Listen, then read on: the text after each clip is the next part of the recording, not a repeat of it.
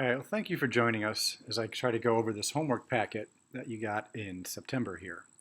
Now, really what I'm going to focus on are the conversion problems. So these are what I would kind of consider regular conversion problems, certainly the type that I would expect you to see on a quiz. And the whole thing with this is just always write down that number, that unit you're given. So there we got milliliters, got 400 milliliters, write that down. Take that ml, drop it down. Change it to liters. Now 1 liter, it's the same thing as 1,000 milliliters. Now, the question though doesn't say change it to liters, it says change it to gallons. So take the liters, drop it down. In 1 liter is the same thing as like 3.7 or so liters. So when you look at that, you're just multiplying fractions. So that's 400 over 1,000 over 3.78. When you divide that all out on your calculator, now the answer guide is available on our class website or Google Classroom. So hopefully you found that. All right. Okay, once again, number 10. Start with the number you're given. Write it down, write down the units. Take the mg, drop it down. Change it to grams up top. And just think about what 1 gram is the same thing as 1,000 milligrams. But we want to go to kilograms, so take the G, drop it down, change it to kilograms, and just make sure those relationships are true. The top and the bottom have the same value. So really you're multiplying by 1. That's why these conversions work. Those fractions you multiply equal 1. All right, write down the number you're given. So 0.4, number 11 here, 0.4 millimeters. So write it down. Put it in parentheses. Draw a fraction. Put the millimeters down. Change. I always go to the base unit. No matter what it is in the metric system, you can always change it to the base unit. And in this case, when we change it to the base unit, we're done. So hopefully that will help you punch it into your calculator. All right, same thing here. Just write down the number you're given. 0.4 kilograms. Put it in parentheses. Draw another set of parentheses with the fraction. Take kilograms, drop it down. Change it to gram. Change it to the base. A kilogram is the same as 1,000 grams. All right, now keep going. Take the G. Drop it down. Change it to milligrams. And just kind of ask yourself, 1 gram is the same thing as 1,000 milligrams. Now remember, you get that conversion sheet. All right, you get that green card you can always use with these conversion factors on it.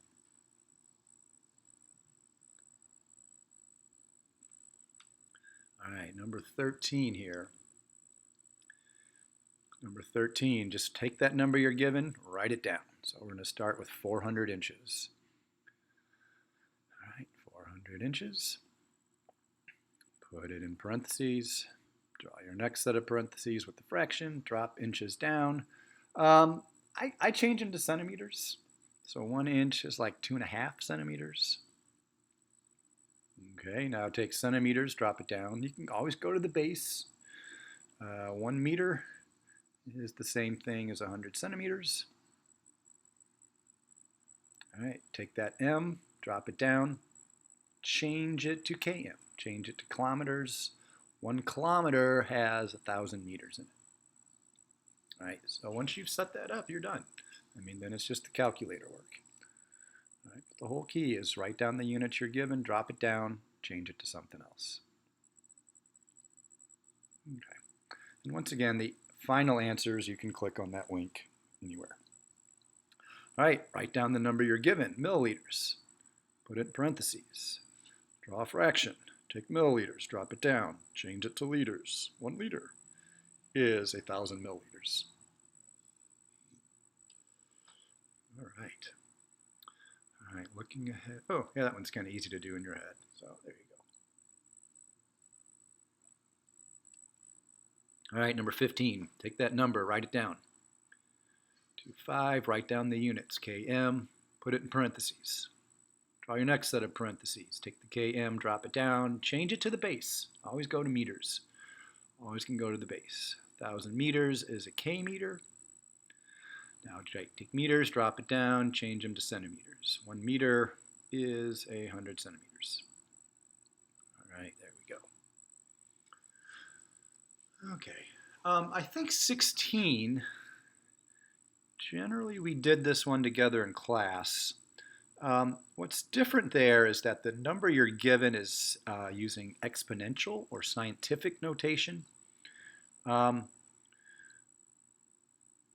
going to have, but you can write it as a regular number if you want to. And once again, we'll kind of help you out with your calculator on doing those conversions too. But here, so once again, you're given this number, 90,500 micrometers. Yeah, you can go 9.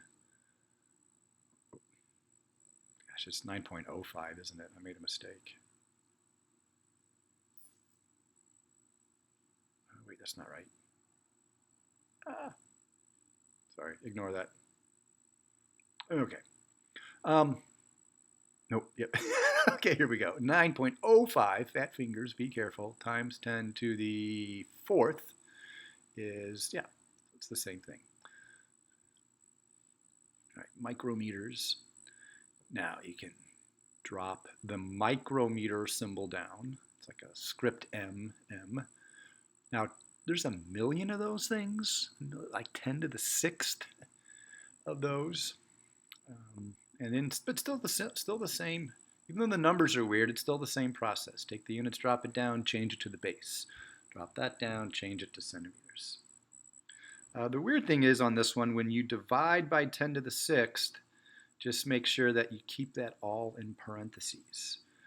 Your calculator, in order to understand that all is one number, you need to keep that in parentheses. All right, there we go. So that's how you could enter that. And once again, help me find that, allow me to help you find that caret key if you don't know where it is on your calculator for those exponents.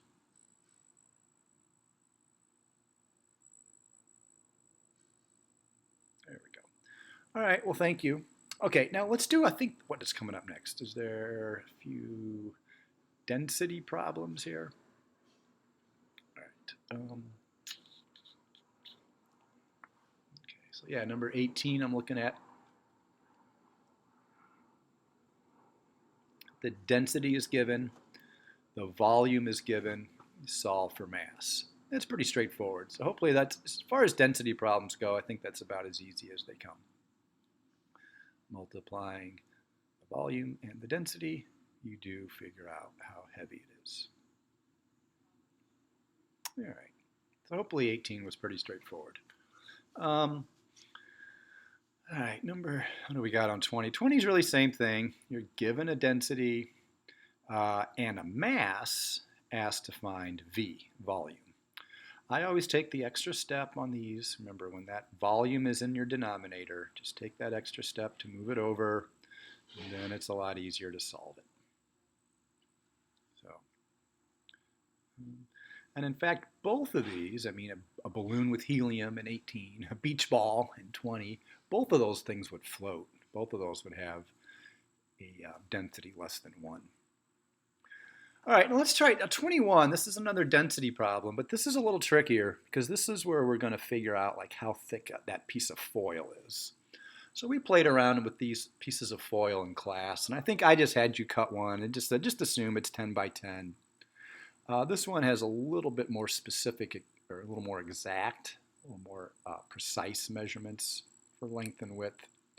But the way we set this up is it's just like we did, find volume.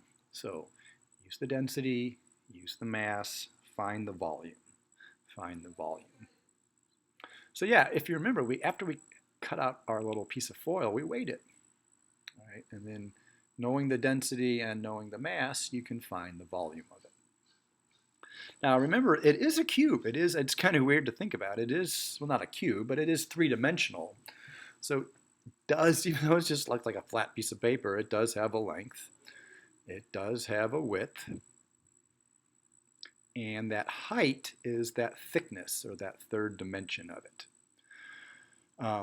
So once again, it's really like the same activity we did in class. It's just in class we assumed it was 10 by 10 for our surface area.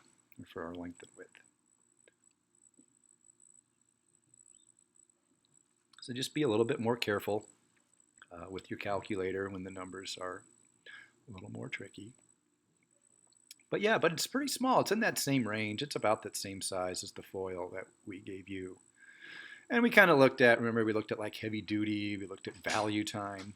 So we looked at all these different types of foil. All right, so that about wraps it up for our density and kind of simple basic conversion review. Thank you for your time.